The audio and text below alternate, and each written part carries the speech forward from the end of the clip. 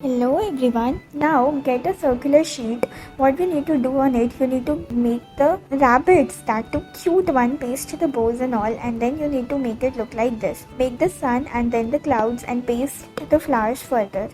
Now get a circular sheet, you need to cut it in this manner, and what we need to do, just roll this in this way and then attach it like this. Pretty amazing, isn't it? You need to make the curls like this and now make the eyes. Further what we need to do, make the beautiful lips looking like this and make the crown as well.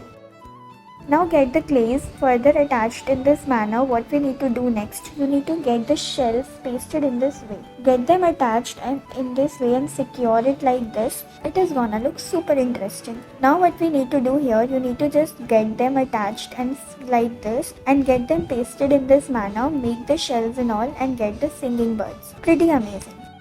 Keep on proceeding. Now what we need to do here, get the sheets pasted in this way, make the sheeps, the black sheeps in the park and the desert, and then get the flowers made in this way. You need to make the fences as well, and this is gonna look super interesting and pretty, isn't it?